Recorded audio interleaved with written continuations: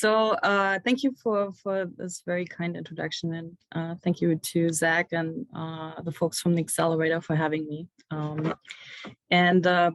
Since I only have 20 minutes and I always have way too much to talk about, I'm just going to jump right into like our topic for tonight, and that is the business case for the developers. And James, to your point, like the whole kind of struggle of scaling it up, right? Like when we first met, I was like, I felt like I had time sickness. I was on a schedule. We had to get this done. And at the time, I think like our very first mission statement of Phius when we first started it was we wanted to make passive code by 2020. It was aspirational at the time, okay, but actually like in 2020 we're thinking back during the pandemic, like, wow, no, we actually got it into code like by 2020. It is okay, fine, we're not everywhere yet, but we started seeing this exponential growth curve that we have been anticipating and hoping for such a long time. So the business case for developers, that is really the next step that we need to tackle in our evolution as an organization, as a group of practitioners who really believe that passive building is the solution for our climate crisis. The trick now is how to bring in the next level of actors into this play, if you want to look at it that way. We've been really, really good to talk to each other, to talk to ourselves, tech talk. But every time when I'm being interviewed by journalists or folks who want to help us to get the broader message out there and to reach more people and make the case that it really should concern everyone, they start telling me like, you guys all talk tech talk and it seems like you're all talking to each other. Can you please like talk a little bit more to like the regular person? And so some of you might have seen, we've just come out with our new website, and that's actually what we've been trying to do there. So this is part 2 in our organizational development, really trying to get to everyone and making the case that it matters to everyone. So with that, I'm going to back up for a second here. For those of you who are not familiar with me and don't know what my background is, I'm a German-trained architect. I'm a licensed architect in Berlin, as James mentioned. I also went to Ball State University here in the US, and then started practicing in the US. But then soon thereafter, I started I founded the Passive House Institute US here in the States, and also built the very first Passive House in Champaign-Urbana as basically a case in point. Like I wanted to show that that it could be done. So when we founded the Passive House Institute US, now short Phius, as we feel we have become much, much more than just like the initial passive house principles like that. There's so much more to talk about and to bring into the fold if we really want to reach our goal, really mitigate the climate crisis. Just wanted to really quickly quote myself. Our consultants for the website redo found that quote. So I'm saying on the website that the organization was founded to create a carbon neutral, healthy, safe, and just future for everyone by mitigating the climate crisis. So that was my motivation starting out. And then that has morphed into the vision and the mission of Phius, now reformulated for part 2 in the act of Phius, to make passive the zero carbon building standard. So that's why I'm saying we're going beyond the whole passive basic level of design, good building science.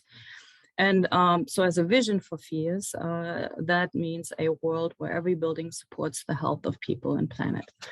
And that vision statement, then, that brings me back to the business case for developers. We have our sight on pretty much every building on the planet. And hopefully we'll get there. So that just gives you a little bit of background of the organization that I'm coming from and that I'm leading. And here we go. First Perfect. Slide. This is it. One of my favorites. Yeah, well, you know, the hockey stick, you can't really beat that. But that said, again, it took a really long time, right? Like, so people probably wonder, why is there this like 2003 still on this like hockey stick curve? And that is when the Smith House was built. That was, it was finished in 2003. So it took quite a while for us to like, first there was 1, then there were 2, and then there were 3, then there were 5, 7, you know, it's like, It takes a while. So, and then in 2015, something else happened, and that was like, as a lot of you hopefully are aware, we reconfigured the passive building design methodology, and we came out with a climate-specific and cost-optimized design methodology. And that was aimed at finding that sweet spot between conservation and generation. And we had in our early projects found that that is highly specific to climate, highly specific also to building typology. So very different if you design a single family home or multifamily building. They behave very differently, and that influences exactly how you kind of like balance heating and also cooling. So we find ourselves in the United States, and the United States has all the climates, almost all the climates on the planet. So we had to solve for that problem, and we did that by coming up with a 4-pronged design methodology. I'm going to show that here in a second. But so right at the moment, we have about 1,000+ projects in the certification queue. That amounts to pre-certified, which we now call design certified, and certified units of 12,000. And if you add in all the projects that we have submitted, but that have not entered the certification queue yet, we're at about 30 million square feet. This is no longer a niche. So this is really makes me super happy, of course. That's what we've been kind of like waiting for. Now, the point of all these graphs is like, so now no point stopping here, right? We're going for everyone. And to do that, we have to bring the developers into the fold and the entire real estate professionals. We need to learn how to talk to them.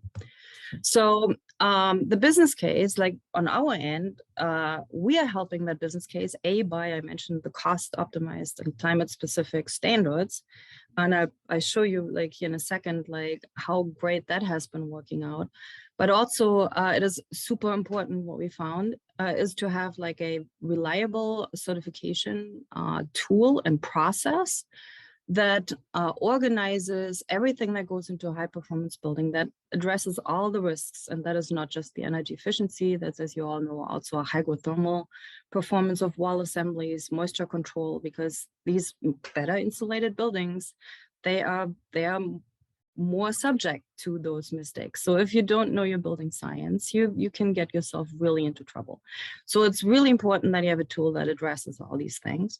And then what we also found in our early years, you can specify as much as you want. In North America, at least the builder holds a great part of the power of the construction process and bringing the project to be a successful end result in the end. So third-party assurance and quality was always right up front, most important for us. So you can see here our quality control books. This is like for non-residential, but for residential, we have all different versions of that.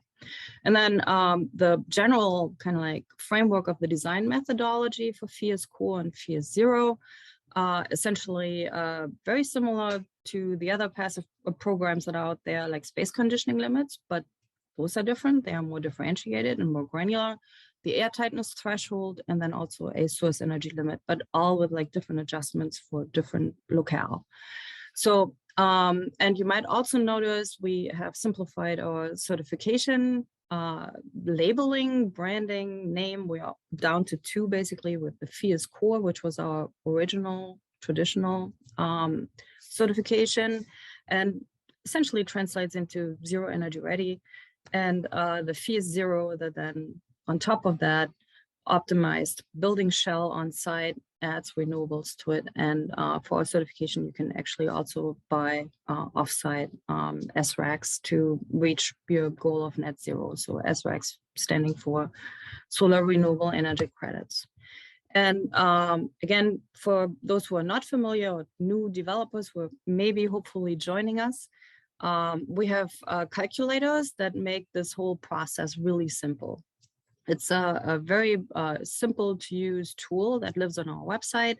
Our certified consultants, CPHCs, are very familiar with that, obviously. So if you build your team and you have one on your team, they will be able to fully show you the lay of the land of all the certification things that should and need to be done. This slide is here to let you know, like, the certification process is applicable to all types of buildings, commercial, residential, light industrial, what have you, and also for retrofit construction. So you can see right here, we have these handy dandy like drop downs.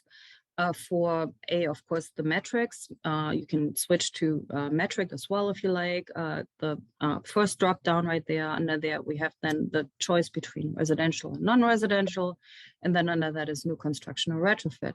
And based on what you pick, your targets change. So the second kind of like box from the bottom there, that shows you the annual heating demand, the annual cooling demand, and the peak heating load and the peak cooling load.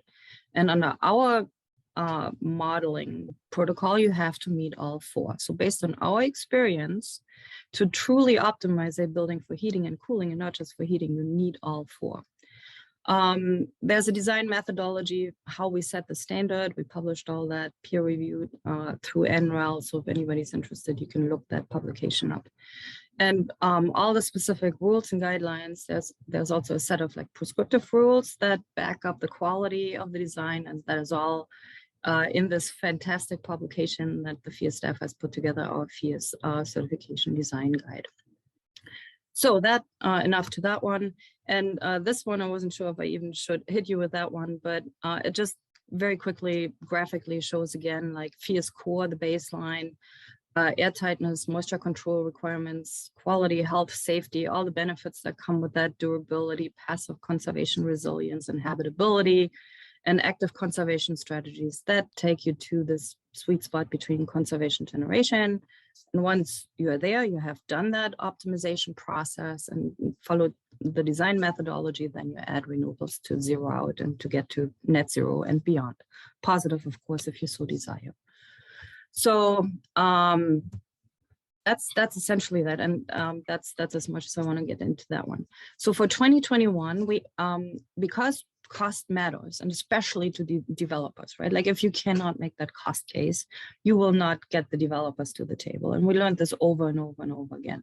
So the landscape, the code landscape is changing. And for that, under 2021, we're addressing what is coming next down the down the road here for anybody who's building these high performance buildings, because we have to go to zero, obviously. Like just passive plus fossil fuels is no longer going to cut it. We already know by 2030, we have to wean ourselves off of fossil fuels. So in a lot of jurisdictions are already flipping the switch, and New York City has, and Boston is following along, and Washington, DC is following along.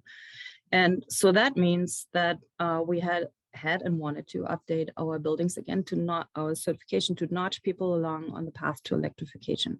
So in 2021, our latest update, we still allow for the time being gas for Phius core, but you have to have a fuel switching transition plan in place, because we anticipate that by 2030, gas will no longer be available. Jurisdictions are already setting into motion that they are not even going to invest in gas infrastructure anymore, because it's already clear that it is going to go away. So therefore, but at the point in time, it is still the cheaper option. But for Phius Core Prescriptive, which is a new program that we brought to the forefront for single family and townhouses, and for Phius Zero, you have to be all electric. So that is really setting the tone for future certifications today. Phius Core Prescriptive, I think here, again, to the business case for developers, we see ourselves as a risk management kind of team partner. We overlook the team that the developer puts together. We're kind of like the super consultant. My staff has seen like hundreds of projects and has reviewed hundreds of projects and has seen like the best solutions out of all those projects. So they are extremely well versed in all of this. So we're essentially adding one of those to your team as a developer, to make sure that your building is going to be a success, and that they're for like maybe newly minted CPHCs who don't have that much experience yet. This is a big deal. So with a prescriptive path, now the full model is no longer required. We have a list for single family and for townhouse where you can actually look up your R value. Now, again, we're trying to make our quality assurance process as cost effective and as time effective as possible, again, to save the developer money, to make the overall development like the best bang for the buck. It comes down to the dollar at the end. So, and in the same vein, as a developer, you want to know that the modeling tool that your consultant is doing is accurate and that like actually the kilowatt hours that are being predicted to be saved down the road, that they will actually be realized because they translate into monetary value. So in that sense, we pay very great attention to our tool. We have customized it. We have always had a feedback loop from the community back to us. If we see something that is not right, we fix it. We have a technical committee that is on it. And you can see right here, right now, we're at about like 7% measured versus model performance. And as far as I know in the industry, that is unheard of. This is really like first in class. Now, we're trying to get better. We're still not satisfied with that. Now, why does that matter to you as a developer? And again, this is really cool. If you get down to like right around 5%, at that point, you can actually start mitigating the risk of like by basically provisions in your contract. And if you have a greater portfolio and you know that on average, this tool leads to that success rate plus minus, then you can smear out like, because you will always have outliers and nobody will like certify like, yeah, this will be exact. And we would be crazy to do this, right? But you as a business person, you can now actually build this into your business model and smear out that risk of like the variation of 7% of meeting it over your entire portfolio. So really, really important to have really, really precise modeling. And now if we add the layer of microgrids and energy services business models on top of a broader developer model, like basically building as infrastructure, and now we're adding generation to it and we're starting to sell as a micro producer, this modeling becomes even more critical.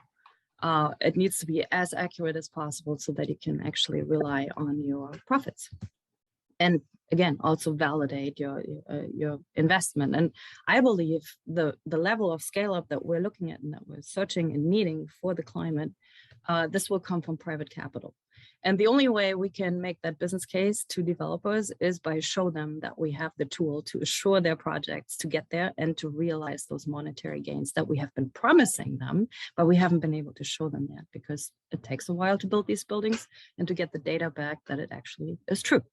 And that leads me to the next two projects.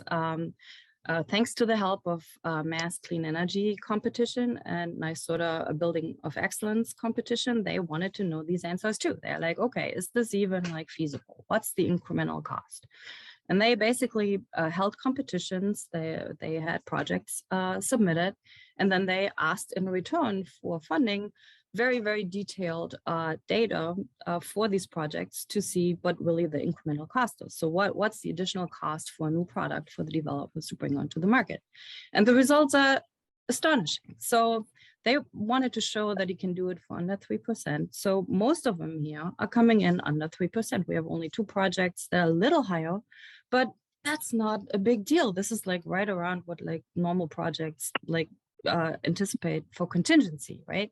If we can build these projects at this amount of additional cost, it's like you cannot afford not to do it as a developer. And that's what we're hearing from those first adopters in Massachusetts right now.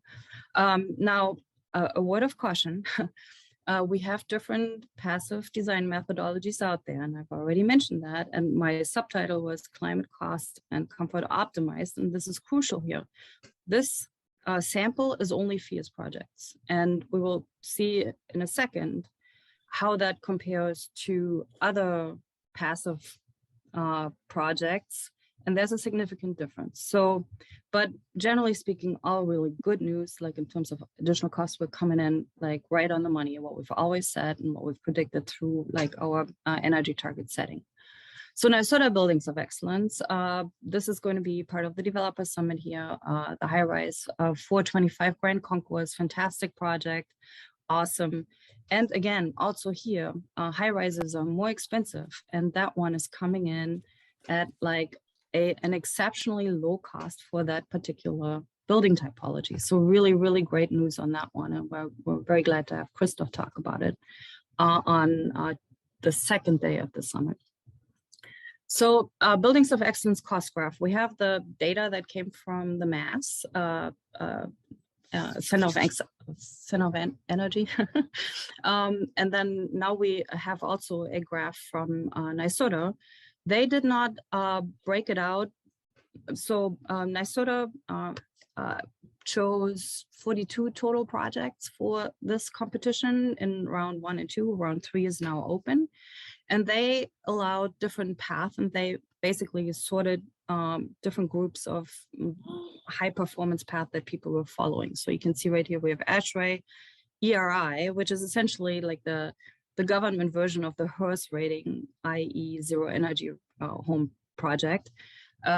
We have PHI, the European version, and Phius, here our US climate specific standard in North America. So let's talk about the right graph first.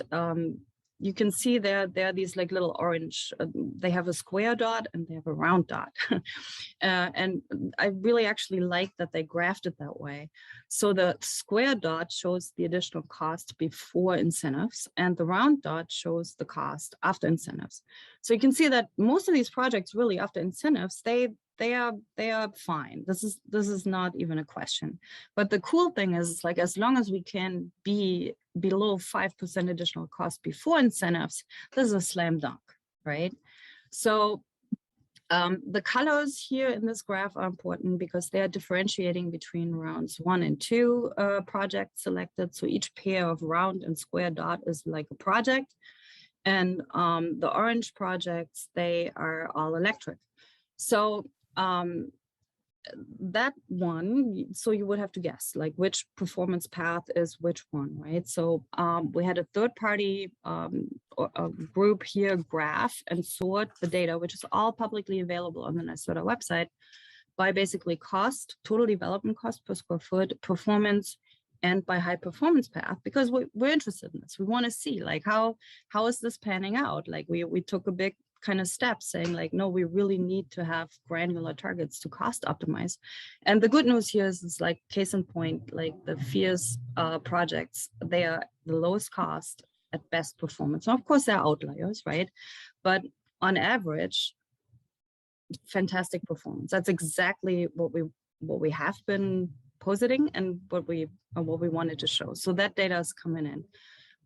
And most of the orange dots, again, on the right slide, they are to the left. So like close to the 5%, even though we can't tell exactly which one it is which, but most Phius projects are still using some form of gas, all of them that are in this pool. So therefore, most of the Phius projects really hit that, like without even knowing more detail on that one. And I only have this like staircase in here real quick, like don't need to say much, but the ERI dots performed also very well, like very similar to the Phius dots. And the reason is that we've been working together since 2012. We've been aligning our best practices with a Zero Energy Ready Home, and they have a very similar kind of like philosophy of optimization between conservation and generation, just that we are more conservative. We were not willing to give up the passive survivability, and therefore we push the envelope a little bit further than the Zero Energy Ready Home folks. That's essentially the only difference, and the extensive quality assurance. Okay, almost done. So I'm talking fast and it's late. Just a couple nice pictures and some other things to maybe muse about why all of a sudden it's starting to take off and why we're doing well. And it's not just like hard costs and numbers, it's also experience. So a little bit walking memory lane here. This is the Smith House after a blizzard this year.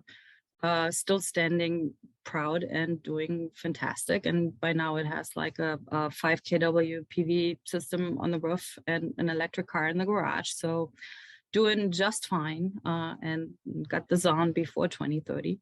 So, but that said, so at the time, we were using the PHI standard, and the walls are 18 inches thick. And so I'm trying to convince the community, for example, here in Chicago, who has not bought into that yet. And what they still remember are 18 inches of wall. So when they say like, well, you're telling me I should do like a multifamily building like this, like, no way, I'm losing like this much real estate. I'm a developer. This every inch counts, right? Like, no. We've come way further. We know now how to optimize the wall, and especially in bigger buildings, because they become internal load driven. Insulation is no longer that big of a factor. In fact, if you over insulate, you overheat the building. So at that point, for bigger buildings, that like balancing act between heating and cooling and those specific granular targets is crucial to get the most optimal solution. So the cool thing is like, this is where we started, right? Like with these, like, this is still like from one of the trips to the Passive House conference way back when in the early 2000s, or when I was going over there. So still very heavy leaning on the insulation. Then I built my house, the section in the middle, also still super thick, 18 inches thick. Then we started to, we tried to optimize and squeeze like as much cost out of it by inventing this float slab, trying to get rid of the anything and everything that we could save on to make this more cost effective, because on the first single family homes we got killed. It was 25+% additional cost, and it was clear that we were not going to be able to sell this. Okay, so two multifamily buildings. This is a most recent certified project in the Bronx in New York City, and super great. This is the next generation already. They're prepping for going all electric.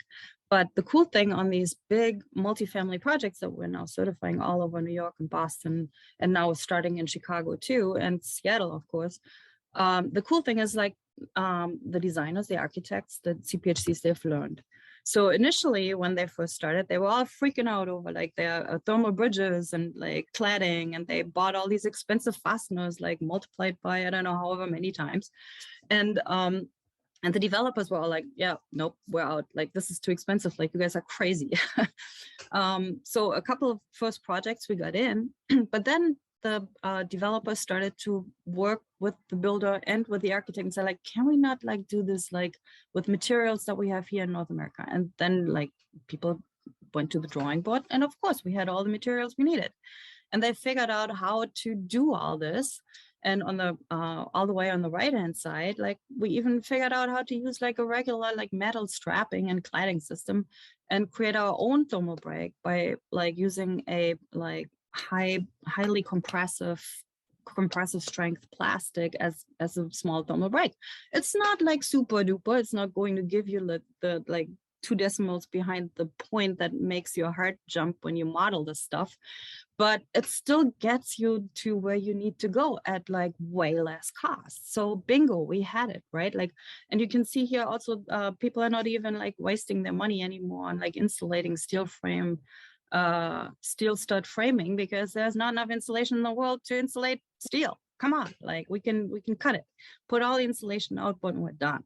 So we're getting smarter, we're simplifying, we're cost optimizing our technology and our approach. Office buildings. This one is in Chicago. It got built.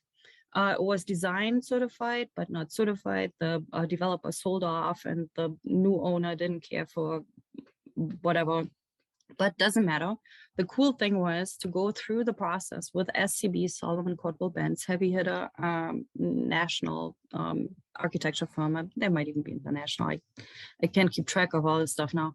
But they redesigned their details, and they came to us. At first, they were totally afraid, like, oh no, this is not going to work, whatever, it's too difficult. And like all these 18-inch thick walls, like no more 18-inch thick walls, forget it. So then they came back and they're like, wow, this was easy. This is like very close to like how we do this anyway already, but more optimized. And we were able to save money. So essentially, even though the new owner in this office building didn't want to go for certification, they were able to keep all the specs the same because it was very similar to what like a normal building would be constructed at. And Jay Longo, one of the main designers, he was on a panel with me. He said, like, as far as I'm concerned, this Phius standard should be code for office buildings now. There's no reason. We do this every day. We can do it today. You know, if we just had these guidelines that keep us in line with those energy performance targets. Done deal. Okay, so almost done with talking, and I hope I have not gone too far over, but Developer Summit, if you're here, if you're a new developer, please join us. We assembled 3 amazing days, one for single family development issues and challenges and lessons learned and shared. Second, for multifamily from like 6 flat to high rise. And then the third one on financing solutions. And we have some of the most experienced developers who are willing to share everything they've learned with you, with the practitioner community too, so that you can take it to your developer, that he can help us to grow this. And Jeremy Rivkin, some of you might remember him, the Green New Deal, our keynote speaker from Washington, D.C. in 2019. He really was amazing. And we've stayed in touch since and have been working together on the next step and the next scale up. What he's talking about, we need everybody. We need to get to the private capital. We need to get to the developers. And he has agreed. He's very concerned with this. He sees buildings at the core of this. In his mind, buildings are part of the new energy infrastructure for the new renewable grid. And he was so kind and said, like, I'm going to open this because this is really important. So he will give the opening remarks on Tuesday. So, and with that, I'm going to stop. I just want to give a little shout out for James, because this is like such a beautiful light industrial project. And with that, I'm going to stop talking. Okay, thank you. Excellent stuff. We're going to dive into questions with Emily in a second here, but I just want to second that discussion. I can't wait to get to the East Coast to go to that cidery to hang out with James, and I hope that there'll be more of our Passive House enthusiasts. As Monty said, all of us beautiful nerds will hang out there and continue discussions, and looking forward to next week's developer discussion. So great stuff. So Emily, I saw that you had 3 questions throughout, and just a thanks to Shannon for behind the scenes getting all the questions loaded up and queued up. So again, there's definitely a team here at the Accelerator to make things run smooth. So thanks, Shannon, for that. And Emily, if you want to unmute yourself and ask your question. I don't see you on my screen, so I know you're here. There you are, Emily. I am here. Go for it. Hello. So one of my questions, I guess the first one would be, there is a statement that there were some jurisdictions that were indicating gas would no longer be viable and electric would be preferable. And I wanted to understand what those were. I work quite frequently in New York, and I understand there's a bulletin coming our way in New York City in which they will no longer allow new gas systems of any sort. It hasn't dropped yet. My clients are aware of it. We're working on it, but I'm kind of curious where the other areas are in which they're starting to indicate gas is not preferable. Yeah, so definitely California. And Massachusetts. Interestingly enough, when we had our annual conference in Boston, I think it was the year before, 2 years before DC, I can't keep them straight anymore. But on the opening day, actually the Energy State Secretary was supposed to give the keynote, and they had a gas explosion. And like basically took out a whole region. And right after that, I think Boston is also considering to ban gas in the foreseeable future. So, I mean, I guess my follow-up question is this based on infrastructural issues? No, it's, well, for one, it's somewhat dangerous. So I would not even mind getting rid of gas. But it's based on climate reality, climate crisis, that by 2030, we really need to be off of fossil fuel. And right. No, not our concerns. I'm thinking about legislative concerns, which generally mute our concerns, right? I find legislative concerns are generally based on liability. And, you know, the more explosions we have, the more locations gas gets banned. And New York's had multiple problems in the past 10 years that have been quite visible. And I'm just kind of curious if you're finding, since you said there are jurisdictions banning them, that it is, I don't know, maybe I'm generally an optimist, but I don't expect anyone else to be. So when legislation is made, I think it's made on something other, usually protectionism. So if there are other areas that we're seeing an issue happening, which we expect legislation to occur. I really do think this Failures, is, I guess. no, I do think this is actually driven by the climate action plans, because the cities, a lot of cities put these climate action plans in place before they actually started to investigate how they can meet those very tight targets. And then once they started to look at that, like what are our strategies,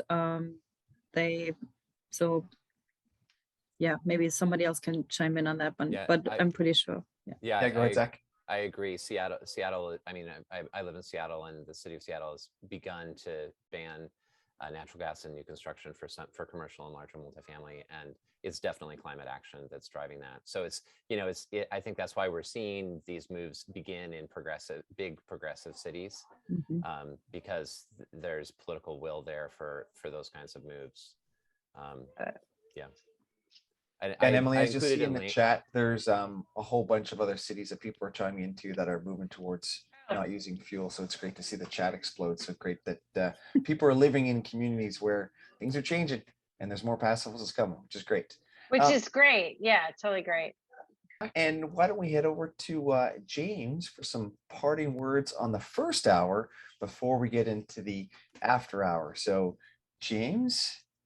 Well, I want to thank Kat. I'm thanking her for a terrific presentation, but I'm also thanking her for inspiring me and helping me move the needle locally. And I think I've helped others move the needle as well. So it's really important that we all share. And the beauty of this community, and I'm talking about the whole thing, all of you and everybody out and beyond this whole network, is that it's a sharing community.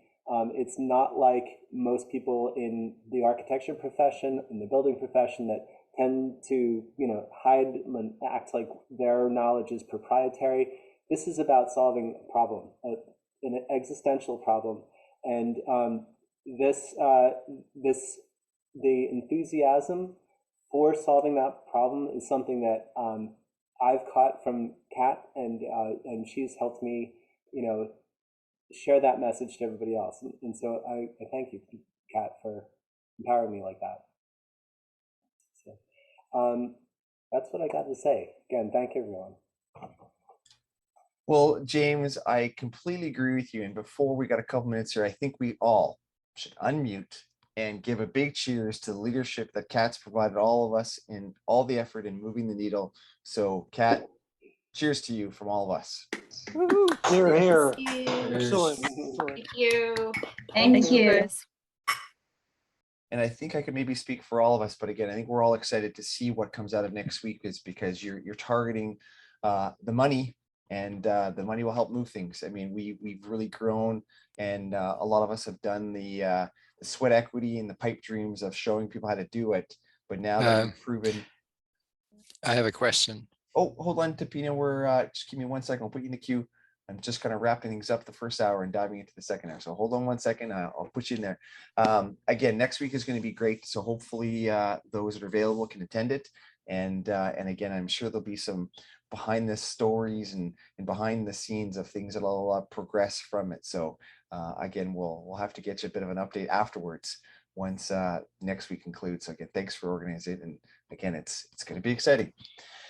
Well, everybody, that concludes the first hour of tonight. If you do need to depart, again, we always say you got some homework. Next week, you got to bring a friend. And of course, those friends are typically, we get rid of the F and have a PH. So bring your friend for next week's event, Construction Tech. We're going to be heading down to Portland to our good friend Josh, who will be, again, looking at the embodied carbon as well as the operating carbon. So going to be some great stuff.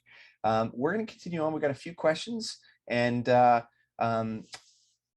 one person whose mic was not working, and that was Jana. And I think the question is that she wants to come tour your house.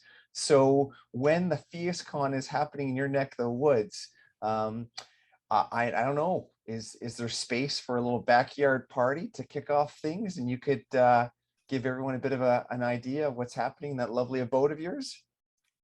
In fact, we're kicking that around right now. Exactly that, like a little pre-party. Bring your tent and pitch it in the yard, and we'll grill some things. Well, I know Mark will want to bring his Passo's experience center to that, so people that again, because I'm sure we'll overheat your space, and so we might need some other different experiences. So we might have to be outside. Yeah, fair enough. All good. That's great. And Sean Lamons had a question. Sean, do you have it? Or I think it was in the chat. You had asked, is there a link to that amazing chart, that's the stair step chart? Yeah, asked and answered. I'll probably have to. I'd like to actually kick off the 2009 number, keep the 12, and put in the 21 as part of that stair step comparison. But asked and answered. Thank you. So yeah, so technically you could do a screen snap of it in a couple of days once you get it out, or you can always email Kat and say, can you get it from her as well? So great stuff. All right, that takes care of the questions. Now, Tapina, you had a question. So Tapina, do you want to come on and ask your question? Yes, I'm actually working on a big proposal for DOE, and tonight's conversation from Katrin was like a complete perfect interlude, and I'd like to talk to her tomorrow privately on the matter. Perfect. Well, again, put your connections in the chat so she can get it, and hopefully you got her email and her connections, and if not, we can work on making sure the connections, because sometimes timing just happens marvelously, right? Magic, completely magic. Yeah. Great stuff with that. I'm just looking in the list of questions. I think that's it. If anyone wants to chime in, you want to raise a hand. Sean, I think you missed me. Oh, well, of course. How could I miss the lovely Shannon? Shannon, go ahead. Oh, no worries. So thank you, Katrin, for an amazing presentation, and James for co-hosting. So great to have you guys here. I really want to say kudos to Phius for the continual evolution of the standard and for tunneling through the cost barrier. I'm wondering how developers are responding to this increased savings and the increased amenities they get by going into Passive House. Are they open to going all electric and keeping gas out, and also including monitoring and sharing performance? Are those going to be emphasized, or are those already happening organically? They're not happening organically. Like I was just recently in a charrette with a new developer, and it was amazing. Like all this stuff is so clear to me, right? And we were bringing the developer along, and he was totally on the active side of things. He wanted to do a good building with like lots of PV to help his like tenants. And then we took him through the whole optimization process. He's like, "Are you kidding me? You can get me another 64% in savings just by doing that for this little cost, just by like shifting like investment from systems to envelope?" And I'm, yep, exactly. That's what we're trying to tell you. And then in his mind, he immediately put together, like, just trying to do something good for his tenants. He immediately came up in his head with this energy services model, right? That we need to kind of like try to educate developers about. So once you have this super energy efficient building and you add generation, you get more bang for the buck. You're not just offsetting something for your tenants and you're doing a good thing, but you can actually start selling even the savings from the passive activity, so to speak, and monetize that. So at that point, you can add like an energy services fee, and you recoup you can be a nice developer. You split the savings, the passive savings, half with the tenants, and you get half of it. But that's a business model you can beat. And to really get to our goal of the renewable energy grid and generation from the bottom up, that's what has to happen. We have to teach developers how to put those two models together. Tapan is going to jump in here. I've been doing this for 50 years, and I work with Philip Johnson and all the other greats. And when you are working with a fantastic developer, if you stepped out of 3% range, you were dead. And that's why I want to talk to you tomorrow, because I have developed a whole scheme to how to beat that. All right, well, let's do it. Very exciting. No, really exciting. That's great.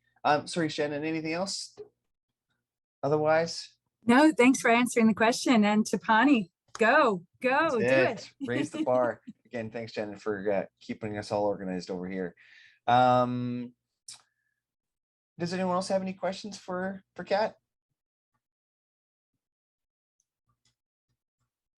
I don't see anybody. I think we're all cut up, which is great. Well, I can throw one more in there because I ahead, remember from PhiusCon last fall, there was a really great presentation by Lisa White on the grid and how the new Phius standards are really not only giving us more resilience, the ability to be off grid, right, by lowering our demand, but also the ability to transition like our storage to get off peak, to get off the dirtiest part of the grid. And we're in Pennsylvania, or I'm in Pennsylvania here. We've got a very dirty grid here. So it's a big deal for those of us trying to get off of that peak. And I know we just lost Tim McDonald to Boston, but his favorite strategy now is to use the car as the battery. And even though legislation isn't allowing it yet, I'm wondering how far out you see that. And if you see any other trends like that starting to get us off peak or get us off grid. Absolutely. So that's really the frontier that we're working on now. We feel like we got the whole passive kind of like quality assurance thing nailed down. Like there's not much left to do to make it even better. Well, maybe at some point when we learn yet another thing, but our focus is really has shifted to the passive building as part of the infrastructure and as the basis of the new renewable distributed grid.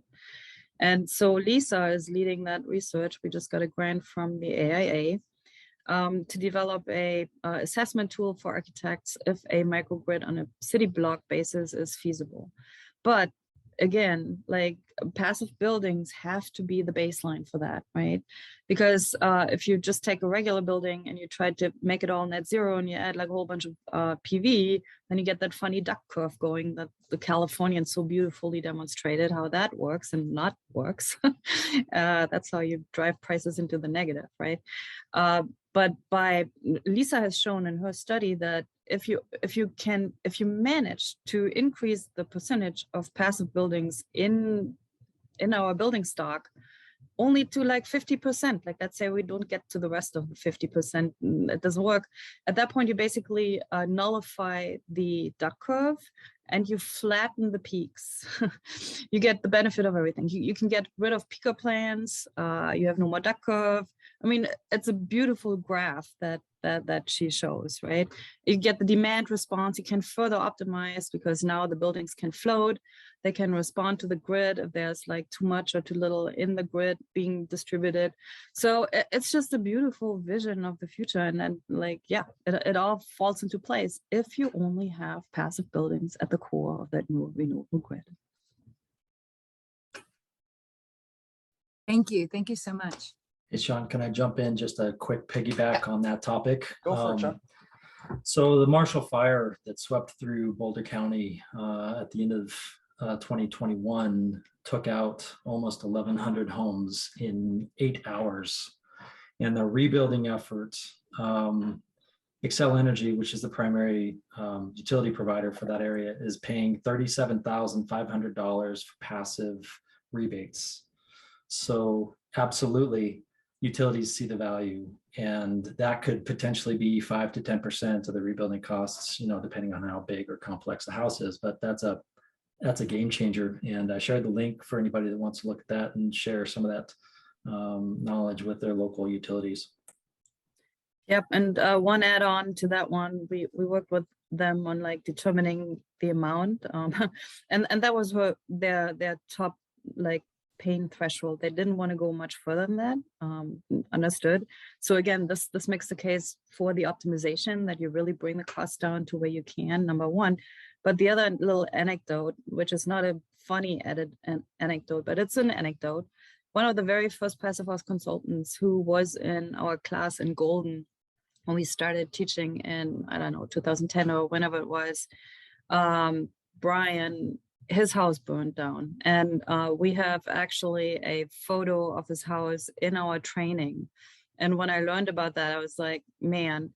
And he wrote us and he said like, well, for what's worth, my house stood longer than the other ones. But it was a straw bale house and it was very close to passive. So heart goes out to the passive house community out in Colorado, and I hope that they can generate like some good response to this Excel incentive from the bottom up. One just last bit to add in, if I may. I have a builder friend who's right in that community. He was a couple houses down from the ones that burnt, and he had retrofit his house to passive levels, not certified. He had no smoke damage in the house. So his appliances, his electronics, his livability were all there, because when you bring in that smoke, there's effectively some kind of acidification or degradation of integrated circuits, etc., on small electronics, and so you don't necessarily recapture that in the insurance payments either. Excellent point. Thank you. That's really. Again, Sean, it's like all the layers that we get into of passive house where it just goes better and better and better. Great point. And I think, with all the efforts that's happening in Colorado, it could be the fastest prefab passive house development that we've seen in this nation from all the efforts and people that are talking. It's pretty exciting about what's brewing to help restore that community. So it's great. Well, everybody, we don't want to end this night, so we're going to do something we haven't done in a long time. We're going to go back to breakout rooms. So we've got lots to discuss, lots to connect, we have lots to share. So everybody, we'll see you in a breakout room, and then we'll come back to wrap things up. Sean, Yes. Scott here. Yes, Scott. I would love to raise a little bit of the elephant in the room, since we have Katrina here, and I want to do this in a friendly way, because I certainly believe that Phius buildings are wonderful buildings. But here in Vancouver, it is the PHI standard that is being supported by our government in a 5% density bonus. And I speak as a member of the board of Passive House Canada, which is kind of at the moment promoting the PHI standard. But we're debating internally about how what is the right path. And I wondered if you were to give a presentation to our City of Vancouver planners as to why Phius would be a fantastic addition to the city's landscape in terms of approval system, I'd be very interested in hearing about it, because I think it's something that we need to talk about, because I do think it's a great idea. Yeah. Holy cow. I'm known as a shit disturber out here, but that's why we're getting stuff done. So, hey, these are why we have healthy discussions. And you know what? In the after hours, everything happens. It's all for good reason. So, Kat, do you want to chime in on this? I'm happy to do it. If I get an invite, I'm happy to make the case. That's not a problem at all. So. Okay, I'd be curious as to generally what the foundation of the case would be. I speak because I'm fairly I'm not very well educated in the Phius stuff, and I keep thinking I want to do it, but it's just finding the time, as we all are all crazy out here. I'm struggling with little buildings with thick walls, and I'm struggling with stuff up north, and I'm struggling with windows and certified components and what is acceptable, what's not. There's lots of issues here, and I've managed to talk the city into a few exceptions for things that I think are worthwhile looking at. But I'm just kind of interested because I know yours is a little more climate specific than PHI is, and I was doing other things, so I didn't tune into every one of your slides today, but I did see some idea of that you have these checklists for each climate zone that gives you the targets that you should be trying to get to, and you've tried to make them specific to specific regions, and whether it's a heating issue or a cooling issue, that's the more dominant piece. I think that's all really valid stuff, and that's where my thinking might get dragged to a different standard. And I like we certify, like we don't certify, but we do model in our office. And I was curious, those targets, would you still use the PHI PHBP, or would you have to be using your I think you've got a different modeling program that you guys work with. So anyway, I'm just interested. I'm very interested in that. Yeah, so you would not be using the PHBP. I think what most people are not aware of is that the tool and the modeling protocol that comes with the tool, the certification rules basically, and the standard itself, the way it was conceived and the framework how it was thought of, what it takes into account and what it doesn't, that is a technology in and of itself. And it will definitely determine the outcome. So if and when you set a standard, you have to step back and make sure that you get everything included in your process that you want to address to get the most optimal result. So the PHI standard, I was essentially there, like right from the beginning, like developed in the 90s for a town end house for the cost structure and the climate of Germany, right? So, and it has not been updated since. Right. It has just been set and then basically exported. And when I started translating, helping the PHI translate it, it was only available in German. And it was also only available in metric. And we helped them with both, with English and with the IP translation. And so at the time, there wasn't even cooling. So my house was the first one that was like drastically outside of this kind of like Central European, really mild heating dominated climate. And their answer was like, oh, let's just like mirror over what we have for heating in Central Europe. And that's not cutting it. I'm sorry. Right. So it's a very linear solution, like to a problem that is really complex. Heating and cooling, they influence each other. And so once you understand that, then you really should be going back and like checking if your standard technology is incorporating what you've learned in the process. So, and we did that in 2015. We stepped all the way back. Like, what do we all want to address? And everybody said, like, don't add cost. This is sticky. But we said, like, cost is crucial to this thing because that is the only hurdle. Like, we're all in agreement. The benefits that come from all these principles are awesome. We want this. But if we cannot sell this to the developers, then we can like scream all day long. Like, we have to do this because of climate change. It's not going to happen because the economy can't support it. So really cracking that cost nut was at the forefront of our framework that we developed. So hence, we backed off a little bit off of like the maximum source energy reduction, like 10%. We require, as a result, a little bit less insulation. But as you know, like if you insulate a ton, the last inch is very expensive and doesn't save you much. So we basically dialed back the point where we still have resilience and passive habitability, but we jump off to solar sooner, about 10% less source efficiency. And that is worth it. That moved the whole needle to something that was way more palatable for the developers. And what about internal heat gains? Because that's the one that I think is the one that's our Achilles heel, in that the heat gains internally are quite a bit higher in North America than we actually are modeling. Yes and no, but that's not really the problem. The problem is if you start with a standard that is based on optimizing your heating demand, it doesn't see the other side, like the flip side. Like if you insulate too much, it doesn't matter what your heat gains are. If you accurately account for them in your model, it shouldn't really matter that much. And it's not that different. But where it really gets you is when you move further south into a warmer climate, when cooling and heating are kind of like almost equal.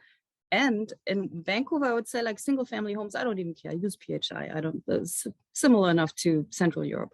But when you start building bigger buildings, you're in trouble because they start to behave as if they're more in a warm climate zone because now they are really internal load driven.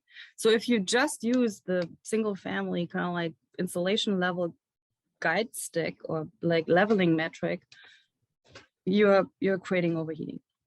Significant. Yeah, what we did the first 6-story multifamily building here, it overheats. But we were, the problem in our mind was that we were trying to hit the primary energy. Not at that time, it wasn't primary energy renewable, it was the primary energy number. And it just made no sense. So we ended up over insulating it. We relied too much on solar heat gains. We're doing another one down the street now, but this one, it's still PHI, but we are doing exterior shading, supplier cooling, and a few other things to kind of help deal with that question. But I would be interested in running, the same design through Phius and just see what happens, right? And I'd be very curious. I think it'd be a good exercise. It'd be nice for some way to figure out how to do that, or get some money to do that, to at least compare a few of these projects, because I'm not convinced that we're on the right track, but I still think all the principles are right. The thermal bridging, all of the principles are correct. Exactly. It might just be the metrics that need just a little tweaking. And exactly right. Yeah. So I'd be interested. I'd love to meet you someday. I'm way out here in the West Coast.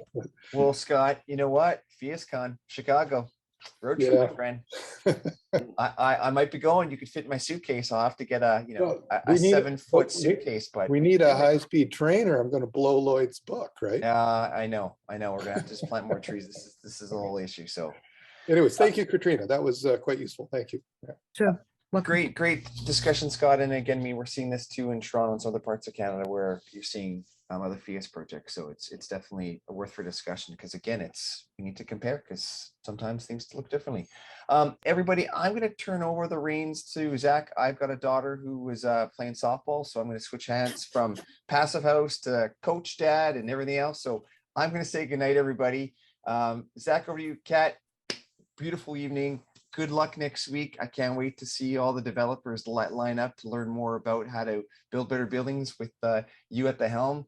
I hope to see you in Chicago and hang out with Mark. And I promise I won't pitch a tent on your lawn, but maybe we'll find another place where we can have an all-night rave and party and continue on the movement of the Phius. So, Kat, thank you so much. Good night, everybody. We'll see you tomorrow morning at 6 a.m. Pacific. Grab your coffee. I'm out. Have fun, Sean. Thank you. Well, are there other? We may be wrapping up. I'm not sure. Are there other? Zach, can I ask a question? Yeah. Please go ahead. Thanks. So, Kat, you may have this already, but I'm working on the third passive house mass timber multifamily now, and it's with an entirely new team. And, I find that some of the consultants know passive house, Phius better than others do. And we certainly have both a passive house architect and a rater certifier on board. But what we're finding out is we're reinventing the wheel on a lot of details, whether it's, HVAC systems or ductwork sizes, or whether the trash room, how that stays inside or outside the envelope or whatever. And I'm just really wondering, is there a library of details that you guys have or developing or whatever that can help Phius-minded teams from reinventing the wheel? Yes, so on that front, we have a whole bunch of things coming. We've been working on a details book forever. We're nearing completion. We've been relying on like free interns. So we're also starting to work on a mechanicals guide for each climate. As I said earlier, we see all the solutions, right? And in the near term, we're working on 2 presentations, short workshops for PH Mass. One on those like optimized, cost optimized details that we've seen successfully being employed over and over in projects, and same for mechanical systems. So yes, hang tight, 2-3 more months. I think 2 months or so, we will have those short workshops ready. Well, that's going to be fabulous. Thank you. Sorry, if I can just on Scott's last point on the overheating, which seems to be the elephant in the room for the passive house. Is that like the agrivoltaics? Is that like the solution that is the best way to stop the overheating as well as solar shading for the windows, or? No. It's not the solar. So when I talk about like backing out of like the installation, it's not big. It's just to optimize the cost. And in cost, it makes the biggest difference. So in a comparison, like my wall was 18 inches thick. The like re-optimized wall that for a single family home, let's just take this because it's a comparison in the same climate, and in Urbana is now 12 inches thick. So that costs us like between like 8 or 10% in source energy, but it reduced the cost by like 20-25%. So that made a huge difference. And what we want is like people do as many of these homes as we can, because we talked about the co-benefits with the grid and like demand response and all that stuff, right? So the 10% now, you would have to make those up with like maybe upsizing your PV system, but that's not that big because we're talking such tiny loads anyway. So really when I'm saying like we're backing out, like don't think like normal wall or anything, not at all. It's still maintaining all the same passive principles and benefits, all the same, just like we're shifting it a little bit to the benefit of a better cost optimization and comfort because we're trying to like by optimization, we're trying not to have to add cooling because oops, we just like insulated too much, now we have to cool, or buy more shading and that kind of stuff. Exactly, yeah. I was curious about windows. Are you guys seeing, like, do you have special hardware on your windows and air tightness and all that stuff, or Nope. You're just using fairly stock windows now, triple glazed? We certify windows and they have to meet very stringent requirements, but we're also not as religious at the PHI, like what like you have to use triple pane windows. We actually looked at like, what is the reason for the quality of a window that we want to specify? And it turned out it's like thermal comfort based on size of the window.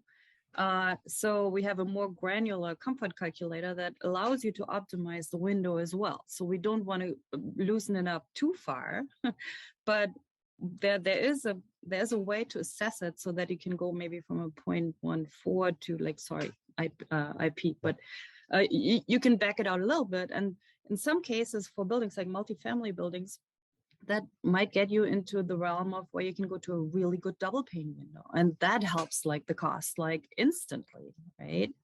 So those little like more granular assessments that we make available to people, that those optimizations, they really help the balance.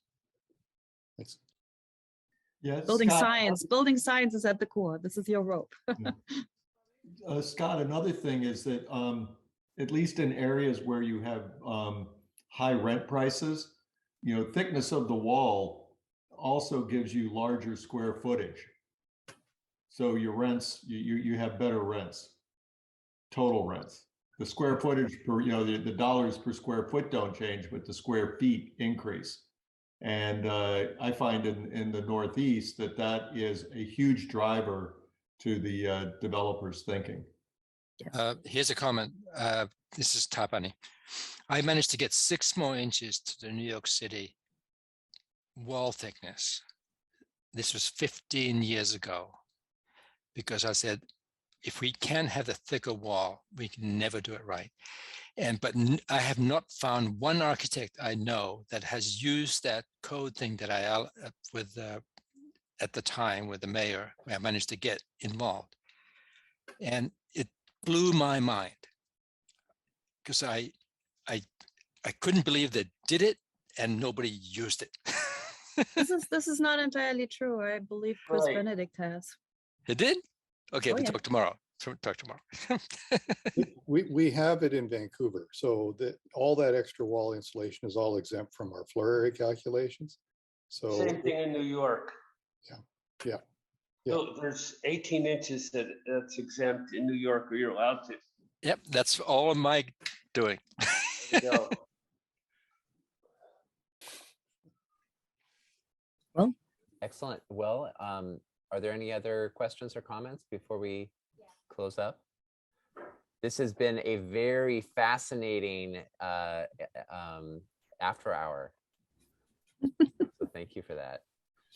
yes, thank you. It was fantastic. Okay, well, Great with to that, see I think let's all familiar faces. yeah, it is good to see. Yeah, definitely. And yes, thank you, James. And a few new faces out there too. Indeed. Yeah, it's great to see new folks, and please we'd love to see you again next week if you're free. And then we of course have the developer summit. Phius has its developer summit next week as well, so don't miss that, and lots of great stuff coming up. So thank you, Kat. Thanks everybody for joining us tonight, and we'll see you all soon.